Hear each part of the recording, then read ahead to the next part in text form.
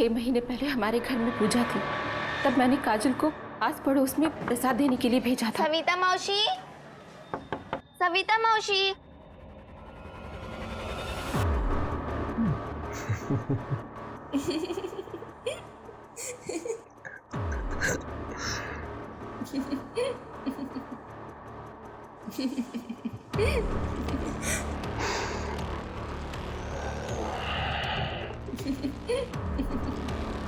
तेरी कसम आई, मैं सच में ताक झाक नहीं कर रही थी। मुझे सच में नहीं पता था कि सविता मौसी वो, लेकिन आई तो ये बात धीरज काका को भी बताएगी? बिल्कुल बताएगी, दोस्त है मेरा धीरज।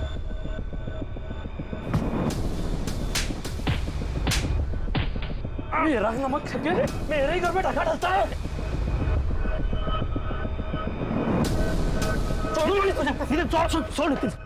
अरे मैं तो जिंदा छोड़ रहा हूँ, समझा? वरना तेरे से कीड़े को ना मार के गाड़ देना चाहिए। चल।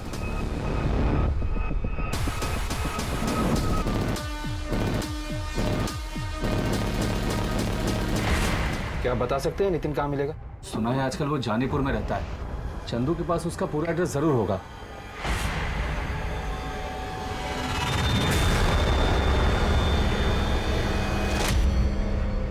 साहब, जिस दिन काजल गायब हुई थी उस दिन मैंने नितिन को काजल के ट्यूशन के बाहर देखा था। कहीं उसी ने तो हमारी काजल को। काजल कहाँ है? मुझे नहीं पता साहब। 17 सितंबर की शाम 5:30 से 6:30 बजे के बीच में कहाँ था तू? मुझे याद नहीं आ रहा साहब, शायद काम पर था। काम? कौन सा काम? हम जानते हैं पिछले 6 महीने से तू किसी काम पर नहीं है। वो मेरा मतलब है कि मैं काम ढूंढ रहा था। 6 महीने पहले तक तेरे पास सब कुछ था, पैसा, अच्छी नौकरी, लड़की। अचानक सब छू मंतर हो गया। घर बैठे बैठे काफी फ्रस्ट्रेट हुआ होगा ना? हाँ, उस बेवकूफ लड़की की वजह से, काजल, जिसने मेरी जिंदगी बर्बाद कर दी, और उसका चाचा वो चंदू कुछ ज्यादा ही उछल रहा था। और इसी बात का बदला लेने के लिए तूने प्लान बनाया, काजल को किडनैप कर लिया। मैंने ऐसा नहीं किया साहब, मैं पिछले 6 महीनों से उस कॉलोनी में गया ही नहीं। कॉलोनी में नहीं गया? 17 सितंबर की शाम काजल की मां मनीषा ने तुझे उसी कॉलोनी में देखा था। क्या करने गया था वहां? सच सच बता दे, वरना तेरा वो हाल करूंगा कि तू कुछ भी करने लायक नहीं रहेगा। अक्सर जाता हूँ, और सिर्फ सविता को देखने के लिए। आई शपथ, मैंने कभी काजल के लिए बुरा नहीं सोचा।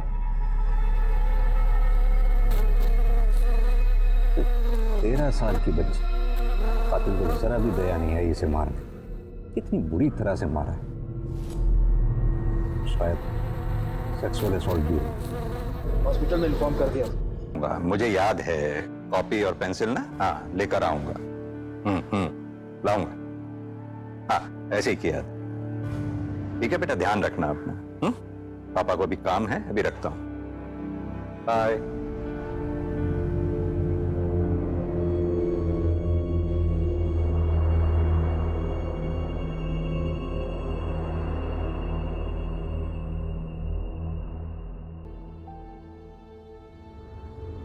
गौरी, अब हमारा अपना घर होगा। अब डाउन पेमेंट कितना होगा? 1.5 लाख। 1.5 लाख? हम थोड़े टाइम बाद घर ले लेंगे, तब तक हम थोड़े पैसे भी जमा कर लेंगे। तो हमसे 1.5 लाख रुपए हम कहाँ से लाएंगे? गौरी, जब हमारा अपना घर होगा और घर के बाहर गौरी निवास लिखा होगा ना, तो सब अच्छा हो जाएगा। जिंदगी का क्या भरोसा है, क्या पता कल तुम या मैं जिंदा रहे ना रहे, कुछ हो जाए तो सपना सपना ही रह जाएगा। आई बोल।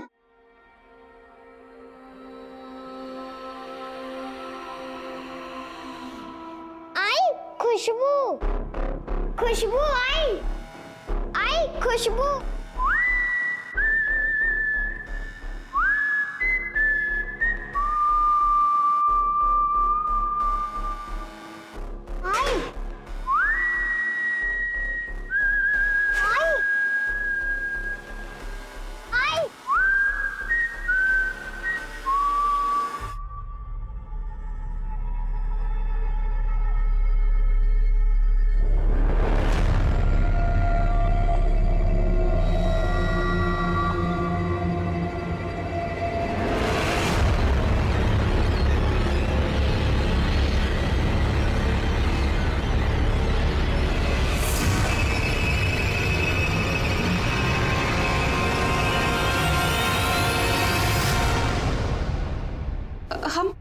यहाँ क्यों आए हैं?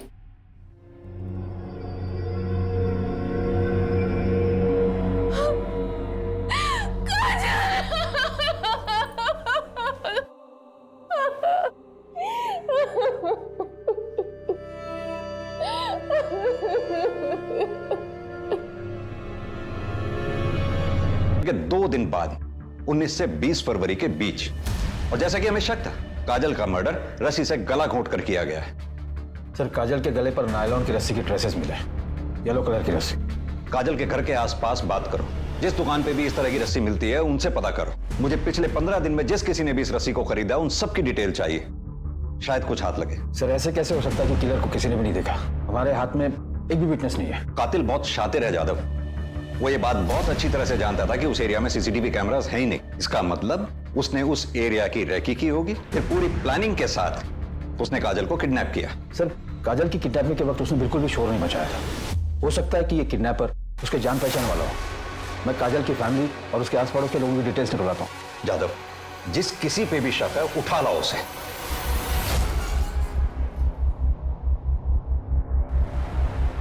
पुलिस हर उस इंसान के बारे में पता लगा रही थी जो किसी भी तरह से काजल से जुड़े हुए थे, लेकिन उनकी नजरों से दूर, सोच से परे एक और अपराध अपनी जड़ें बिछा रहा था। एक और मासूम का शिकार होने वाला था। पापा! लेकिन पुलिस को इसके बारे में दूर दूर तक कोई अंदेशा नहीं था।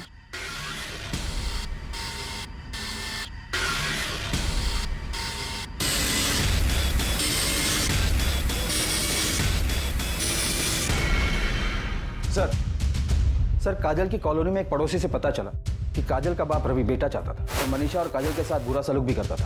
कभी कभार तो हाथ भी उठाते थे। इतनी छोटी सी बच्ची के ऊपर हाथ उठाता था? और वो चंदू, काजल का चाचा, रवि का छोटा भाई, वो भी कुछ अजीब है। उसे बच्चों से कुछ ज्यादा ही लगाव है। हमेशा कॉलोनी के बच्चों के आसपास ही रहता है। कभी मिठाई तो कभी चॉकलेट देकर अपने पास बुलाता रहता। लेकिन कभी किसी ने उस चंदू के खिलाफ कंप्लेंट क्यों नहीं की? सर, जब हमें ये पता चला तो हमने कुछ और लोगों से भी पूछताछ की। उनका कहना था कि चंदू अजीब तो है पर उसने किसी के साथ कुछ गलत नहीं किया। तो क्या सब गलत होने का इंतजार कर रहे हैं? यादव, ये भी तो हो सकता है कि काजल इसका पहला शिकार रही है। रवि काजल का सगा बाप है। काजल का रेप हुआ। एक बाप अपनी बेटी के साथ ऐसा। कुछ भी हो सकता है जादव। इंसान को जानवर बनने में सिर्फ 1 सेकंड लगता है। अरे साहब, आप असली मुलजिम को पकड़ने के बजाय हम लोग को फंसा रहे हैं। अरे मैं बाप हूं उसका, सोच भी कैसे सकते हैं आप ऐसा?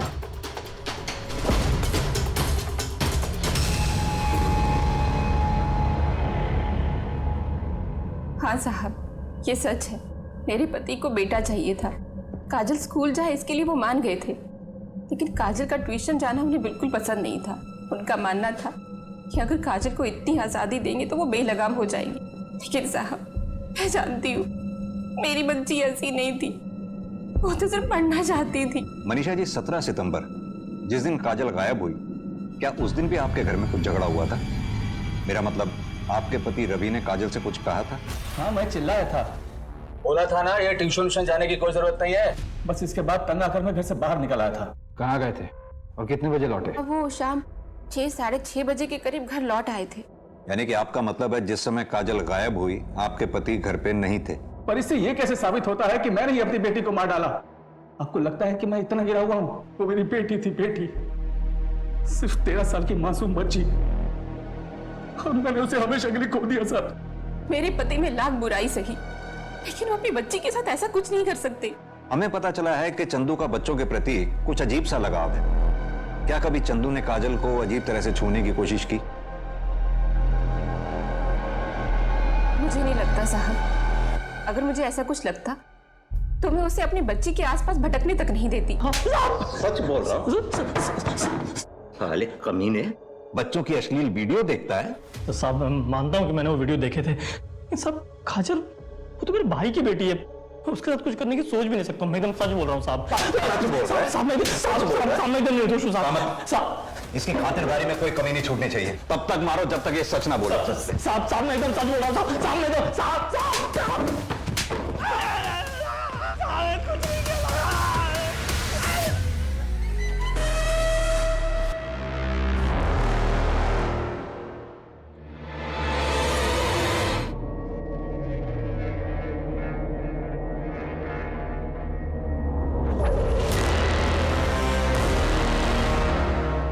माँ बाप, आ गए।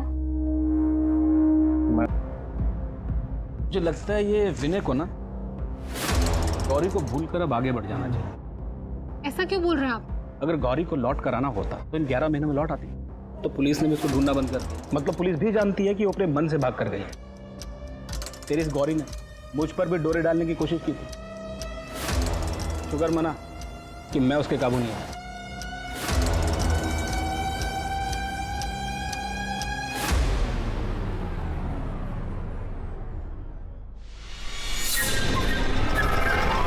इंग्लिश टीचर ने तो कुछ पढ़ाया ही नहीं और सारे लेक्चर्स फ्री गए।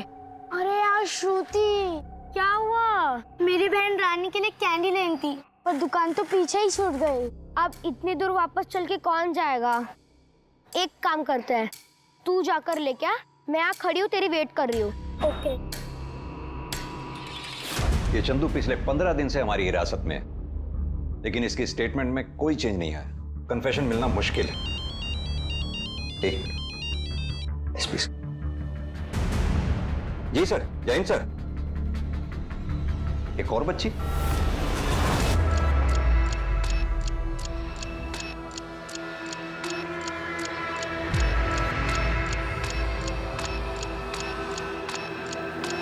और चाहिए? मेरे पास बहुत सारा है। हाँ, ये मेरे फेवरेट है। पता है, मेरी गाड़ी में बहुत सारा रखा है, आ देता हूँ। एक और बच्ची किडनैप हुई, इसका नाम श्रुति है, टीलागंज एरिया से। हमें टीलागंज की पुलिस के साथ मिलकर काम करना होगा। एक और मासूम उस जानवर के शिकंजे में फंस गई थी और इस बार भी ये शिकार दिन दहाड़े खुले आम हुआ, वो भी श्रुति के घर से 5 मिनट की दूरी पर।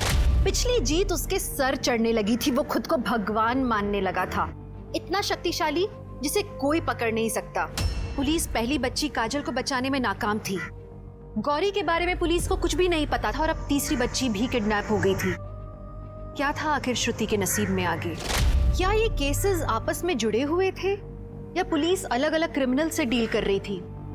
क्या पुलिस गुमराह होकर सच में गलत राह पर चल पड़ी थी या इस केस का और भी भयानक रूप अब तक किसी के सामने नजर नहीं आया था? सर, ये बच्ची है श्रुति सिंह, उम्र 10 साल। कल दोपहर को लगभग 1 बजे के आसपास जब ये स्कूल से लौट रही थी, इसे किडनैप कर लिया गया। बेटा श्रुति कहाँ है? उसे स्कूल से आने में लेट होगा क्या? आंटी, मैं श्रुति से बात नहीं करूंगी। उसने बोला था वो मेरे लिए वेट करेगी और वो चली गई। चली गई? कहाँ चली गई? वो कोई अंकल थे।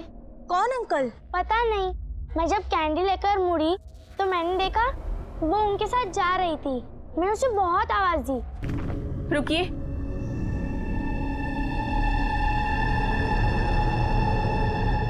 आपके लिए मैंने पुलिस से झूठ बोला। जिस दिन काजल का कत्ल हुआ आप घर नहीं आए थे। कहीं पुलिस जो कह रही है वो सच? क्या बोला तूने? क्या बोला? वो तो पुलिस वाले हैं, उनका काम है शक करना, पर तू ऐसा कैसे सोच सकती है? दोबारा ऐसी बकवास की ना तो जान से मार दूंगा। एक तरफ काजल की मौत की खबर से मनीषा और रवि के बीच की दरार और बढ़ रही थी और दूसरी तरफ पुलिस के पास एक और दिल दहलाने वाला केस आया। शहर से दूर डेड बॉडीज मिली, एक नहीं बल्कि 2। हाँ सनी, श्रुति की कॉलोनी में काफी पूछताछ की, एक इन्फॉर्मेशन हाथ लगी है। क्या इन्फॉर्मेशन? श्रुति के पड़ोस में एक कपल रहता है, मंजू और किशन पाटिल नाम का। इनके अपने कोई बच्चे नहीं हैं और श्रुति का इनके घर काफी आना जाना था, यहाँ तक कि वो अपने घर से ज्यादा इन्हीं के घर पे रहती थी। देख श्रुति, तेरे लिए भजिए लाई। अच्छा है ना? बहुत अच्छा है। मैं श्रुति को हमेशा के लिए अपने पास रखूंगी। हो सकता है इन दोनों ने श्रुति को गायब किया है ताकि उसे अपने पास रख सके। इन दोनों के बायोडाटा निकलवा और पुलिस स्टेशन बुलवा। सर। सर, उस औरत का नाम गौरी शिंदे था और वो बच्चा उसका बेटा था, रुजुल शिंदे। कुछ 11 महीने पहले गौरी के पति विनय ने उन दोनों की मिसिंग कंप्लेंट भी लिखवाई थी। 11 महीने? जी सर। तब आप इस ब्रांच में नहीं थे, पर मुझे केस थोड़ा याद है। गौरी अपने बेटे को लेकर मार्केट के लिए निकली अपने घर से, पर वापस नहीं लौटी। कोई सस्पेक्ट? सर, हमने उसकी फैमिली और आस पड़ोस के लोगों से पूछताछ भी की थी, पर कुछ खास हाथ नहीं लगा था। उन दोनों की पोस्टमार्टम रिपोर्ट्स कब तक आएंगी? कल तक मिल जाएगी। ओके।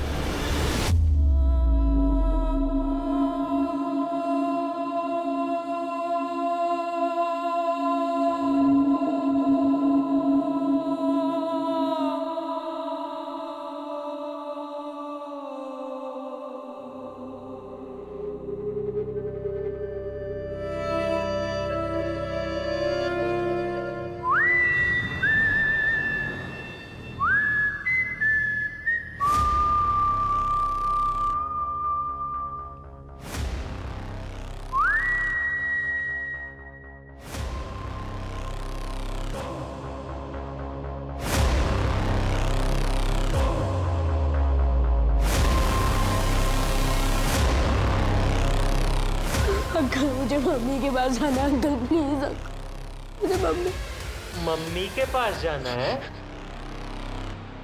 सर, मंजू और किशन पाटिल के घर पे ताला लगा हुआ है। पड़ोसी ने बताया कि वो लोग यहाँ से 9 अक्टूबर की रात को ही चले गए थे। बोला कि कुछ फैमिली इमरजेंसी है। 9 अक्टूबर मतलब श्रुति के गायब होने से ठीक एक दिन पहले। परफेक्ट सेटअप है। क्या पता ये फैमिली इमरजेंसी सिर्फ एक बहाना था, असल में वो लोग कहीं कहीं आसपास रुके थे और मौका पाते ही श्रुति को लेकर भाग निकले। हो सकता है सर, क्योंकि किसी को नहीं पता कि कहाँ गए हैं और उनका फ़ोन भी बंद आ रहा है। इन दोनों के मोबाइल नंबर ट्रैकिंग पे डालो और जैसे ही फ़ोन स्विच ऑन हो मुझे बताना। सर अब मैंने बहुत सोचा, ऐसे किसी आदमी को नहीं जानता जो मेरे गौरी और जुल के साथ ऐसा कुछ कर सके। मुझे तो अभी तक समझ में नहीं आ रहा है कि कोई इनके साथ ऐसा जानवरों जैसा सुलूक क्यों करे। कोई ऐसा शख्स जिससे तुम्हारी दुश्मनी रही हो या फिर गौरी के साथ किसी का झगड़ा हुआ। ऐसा कुछ नहीं हुआ था सर। उस दिन भी गौरी ऐसे ही मार्केट गई। मैं मार्केट जा रही हूँ। अच्छा, मार्केट जाते जाते बैंक हो आना, वो किस्त जमा करने की तारीख पता करनी है ना। लेकिन बैंक तो दूसरी तरफ है, मैं तो बस यहाँ मार्केट तक जा रही हूँ। एक काम करती हूँ, मैं बैंक कल चली जाऊंगी। कोई बात नहीं, चलो बाय बाय बोलो पापा को। वो आखिरी बार था जब मैंने उन दोनों को देखा था। सर, ये तो आपको पहले भी बताया था। आप फोन पे भी पूछ सकते हैं। वैसे आपको कातिल के बारे में कुछ पता चला? मेरा मतलब आपको शक है किसी को? हमें जैसे कुछ पता चलेगा विनय, हम आपको बता देंगे। सर गौरी और उज्जवल की पोस्टमार्टम रिपोर्ट आ गई है। मर्डर 5 दिन पहले हुआ है, रस्सी से गला घोंटकर, अराउंड 5 से 6 अक्टूबर के बीच। रिपोर्ट के मुताबिक गौरी की बॉडी पे काफी असॉल्ट मार्क्स। सर, मैंने गौरी के पति विनय और उसके बहनोई शंकर से भी बात की। विनय तो शोक में था, पर उसका बहनोई शंकर मुझे कुछ गड़बड़ लगा। एक काम करो, उस्मान से कह के शंकर का काला चिट्ठा निकलवाओ और मुझे अपडेट देते रहना। जी सर। हाँ शर्मा, बोलो। बोला था ना, ये ट्यूशन जाने की कोई जरूरत नहीं है। दिन भर बस बाहर जाने का मौका चाहिए इसे, और कुछ नहीं है।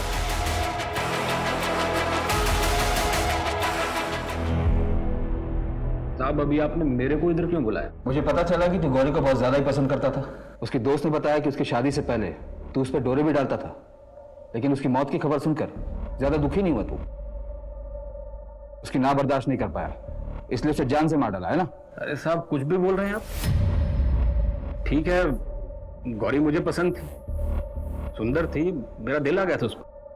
पर साहब, मैंने कभी उसके साथ कोई जबरदस्ती नहीं की। इसलिए क्योंकि तू उसकी बहन का पति है? नहीं साहब, इसलिए क्योंकि मुझे कभी गौरी के साथ जबरदस्ती करने की जरूरत ही नहीं पड़ी। साहब, अभी वो इस दुनिया में नहीं है, पर आपको एक बात बोलूं, वो जितनी भोली दिखती थी ना, उतनी थी नहीं। मुझे भी देर हो रही है, मैं भी चलती हूँ। अरे कहाँ हो? अच्छा ठीक है, चली जाना। मैंने तेरी मनपसंद पूरन पोली बनाई है, मैं अभी डब्बे में पैक करके तुझे देती हूँ। ताई, अरे रुक ना 2 मिनट, 2 मिनट। चिकन भी ले गया।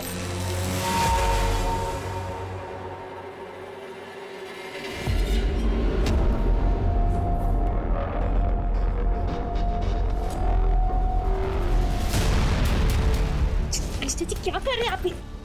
छोड़ो मुझे, यही मैं चिल्लाऊंगी अब। छोड़िए मुझे, बिना को बोल दूंगी सब। क्या नाटक कर रही है तू? ये जानती है मेरे को पसंद करती है, बस बोलती नहीं है। ये आप ही बोलो साहब, गलती उसकी थी या मेरी? गलती उसी की थी। सबके सामने खींचकर थप्पड़ मारना चाहिए था तुझे, तब तेरी अकल ठिकाने आती। जो भी है साहब, पर मैंने गौरी का किडनैप नहीं किया और ना इसका खून किया। साहब, मेरे पास कोई वजह ही नहीं थी उसको मारने की। थी। गौरी ने तुझे धमकी दी थी कि वो तेरे बारे में विनय को सब कुछ सच बता देगी। तू डर गया, तेरा भांडा फूटने वाला था, और बदनामी होती वो अलग। ऐसा कुछ हो उससे पहले ही तूने गौरी को किडनैप कर लिया। मैंने ऐसा कुछ नहीं किया साहब, और आपके पास मेरे खिलाफ कोई सबूत है क्या? अभी तो नहीं है, लेकिन अगर मुझे पता चला कि इस मर्डर के पीछे तेरा हाथ है तो तुझे बचकर जाने भी नहीं दूंगा, इतना याद रख ले। कुछ नहीं किया, कुछ नहीं किया। मुझे लगता नहीं है चंदू अपना मुंह खोलेगा। सर, श्रुति के मर्डर के समय चंदू पुलिस कस्टडी में था, तो ये खूनी कैसे हो सकता है? सैनिक, मंजू और किशन पाटिल, इन दोनों के बारे में कुछ पता चला? नो सर, उन सबके फोन अभी बंद आ रहे हैं।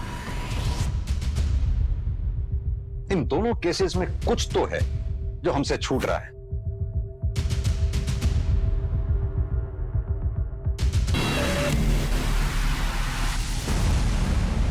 मेरा अंश सही है शायद। इसी ब्रांड का रैपर मैंने रुजुल की पॉकेट से बरामद किया था, और यही सेम रैपर्स मैंने वहां देखे थे जहां से श्रुति और काजल इन दोनों की बॉडीज हमें मिली थी। और अब उन लेंस में भी हमें यही रैपर मिले जहां से श्रुति और काजल को किडनैप किया गया था। लेकिन सर ये तो बहुत ही कॉमन ब्रांड है, मुझे नहीं लगता कि ये तीनों केसेस आपस में कनेक्टेड है। नहीं जादव, मुझे स्ट्रांगली लग रहा है, क्योंकि रुजुल और गौरी को जहां से किडनैप किया गया था वहीं पीछे एक दरगाह है। जाहिर सी बात है दरगाह के आसपास इत्र की दुकानें होती हैं। श्रुति की बॉडी पे से मुझे एक इत्र की स्मेल आ रही थी। हालांकि उस समय मैं उस बात को कनेक्ट नहीं कर पाया, लेकिन अब मेरी समझ में आ रहा है, हो सकता है कि वो इत्र अपना किलर इस्तेमाल करता हो। सर ये तो ब्लाइंड गेम है।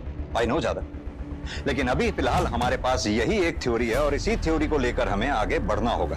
चारों की हत्या नायलॉन की रस्सी से गला घोंट कर की गई, और ये चारों किडनैप होने के बाद जैसे हवा में गायब हो गए। श्रुति, काजल और गौरी को बार बार रेप किया गया। सर विक्टिम प्रोफाइल डिफरेंट है, श्रुति और काजल माइनर्स है पर गौरी ग्रोन अप है। ऐसा लग रहा है कि ये सारे केसेस आपस में कनेक्टेड हैं।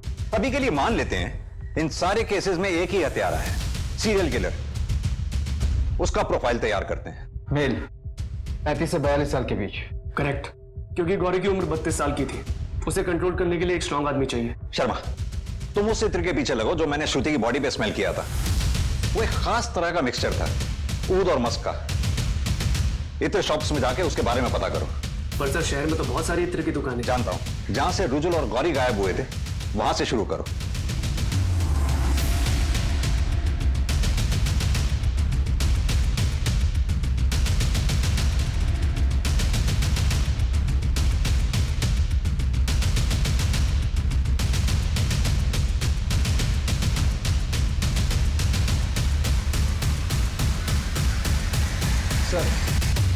सर मैंने तीनों विक्टिम काजल, श्रुति और गौरी के घर के आसपास के सभी पान की दुकानों पर पूछताछ की, पर प्रॉब्लम वही की वही है। ये ब्रांड काफी कॉमन है, इतने बड़े भीड़ में अपने किलर को ढूंढ पाना ऑलमोस्ट इम्पॉसिबल है। इस सीसीटीवी फुटेज में भी कई लोग पान मसाला खाते हुए दिख रहे हैं, लेकिन कुछ भी क्लियर नहीं है। सर निशाना लग गया, इत्र की दुकान का पता चल गया। ऊद और मस्क का मिक्सचर है साहब।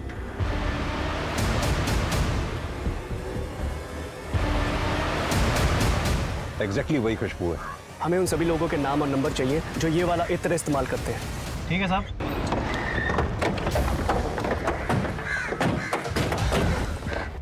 सर ये वाला है। अभिनव वर्मा जी बताइए। आप एलएनसी बैंक की टीलागंज वाली ब्रांच में काम करते हैं? जी मैं वहाँ पे ब्रांच मैनेजर। केएन नगर के पास एक दरगाह है जहाँ एक इत्र की दुकान है। क्या अक्सर आप वहाँ से इत्र खरीदा करते हैं? हाँ सर, वो तो बहुत पुरानी दुकान है, मैं हमेशा वहीं से खरीदता हूँ। इस घर में आप अकेले रहते हैं? नहीं, मैं मेरी माँ के साथ रहता हूँ। एक्चुअली उनकी तबीयत खराब है, इसलिए वो मेरी बहन के पास रहने गई हैं। मिस्टर वर्मा, क्या आप बता सकते हैं कि 17 सितंबर की शाम आप 5:30 से 6:30 बजे के दौरान कहाँ थे? बैंक में ही रहा हूँगा सर। नॉर्मली सुबह 9 बजे से लेकर रात के 8 बजे तक मैं बैंक में ही होता हूँ। आप चाहे तो लॉगबुक चेक कर सकते हैं। और 10 अक्टूबर की दोपहर 1 बजे से 2 बजे के बीच में आप कहाँ रहे होंगे? प्रॉब्लम क्या हो गई? आप लोग इतने सवाल क्यों पूछ रहे हैं मुझसे? दरअसल एक मर्डर के केस की इन्वेस्टिगेशन कर रहे हैं। और आपको लगता है कि मैंने मर्डर किया है? एक्चुअली हमें एक लीड मिली थी जिसको फॉलो करते हुए हम यहाँ तक पहुँचे। एनीवेज, कोऑपरेट करने के लिए बहुत बहुत शुक्रिया। ऋषभ सर 17 लोगों से पूछताछ कर चुके हैं, लेकिन अभी तक किसी से कुछ पता नहीं चला। अब तो मुझे भी लग रहा है कि जादव सही बोल रहा है सर। इन तीनों केसेस का ना आपस में कोई कनेक्शन नहीं। सर मुझे लग रहा है हम गलत दिशा में जा रहे हैं। अंधेरी गली में निशाना साधा वो शायद गलत था। हमें फिर से ग्राउंड जीरो पे आके इस केस की शुरुआत करनी होगी।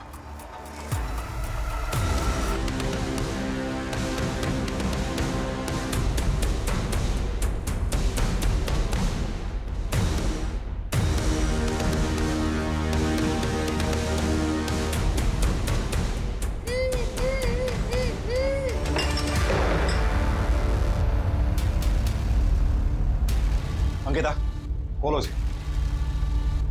शर्मा, आओ मेरे साथ।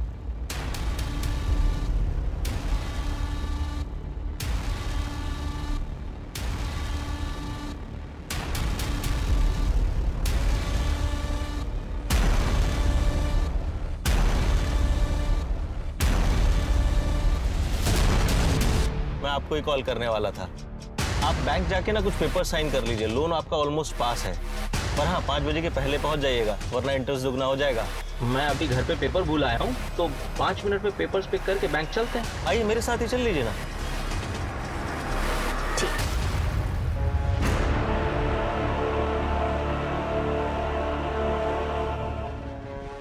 क्या जानवर और क्या इंसान, सब एक ही भगवान के बनाए हुए हैं, कोई फर्क नहीं।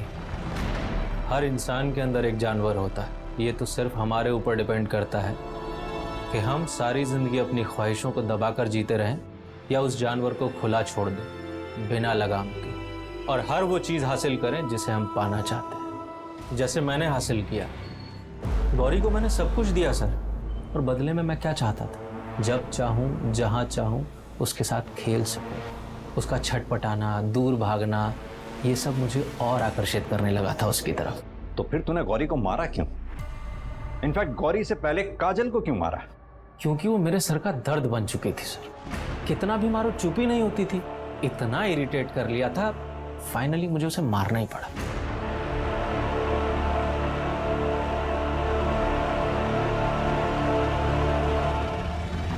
तूने गौरी को इतने टाइम तक जिंदा रखा, उसके बेटे का इतना ख्याल रखा, वो भी 11 महीने तक, फिर ऐसा क्या बदल गया जो तूने उन दोनों को मार डाला? क्योंकि सर मैं थक गया था। रुजुल का रोज रोज का रोना धोने से छुटकारा पाना चाहता था, और मेरे अंदर कुछ बंधा हुआ सा था जो मुझे उन्हें मारने से रोक रहा था। जब मैंने पहली बार काजल को मारा तो वो टूट गया। अब मुझे मारने में मजा आने लगा, मुझे उनकी तड़प से शांति मिल जाती थी।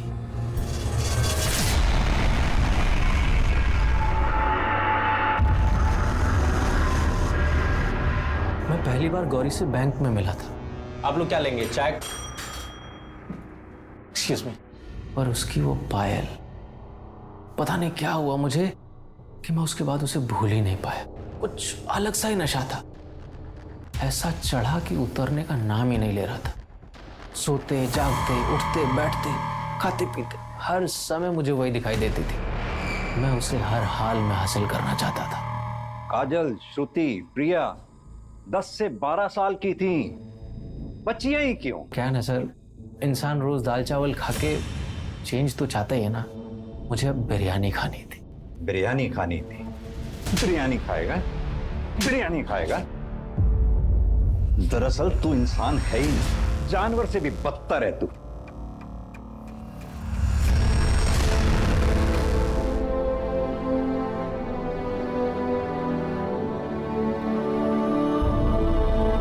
एक जानवर के पागलपन और स्वार्थ की वजह से 3 मासूम बच्चियां, एक मासूम बच्चा और एक लाचार औरत अपनी जिंदगियों की जंग से हार गए। इन सभी के सामने इनकी आगे की पूरी जिंदगी पड़ी थी।